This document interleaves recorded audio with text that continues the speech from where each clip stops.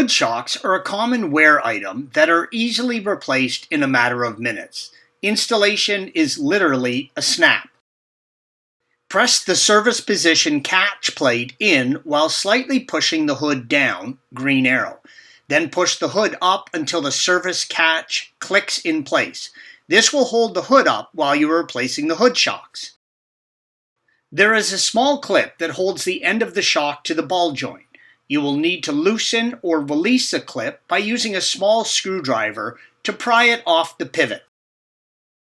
Use a screwdriver or a small pry bar to pry the upper hood shock connection off the upper pivot ball.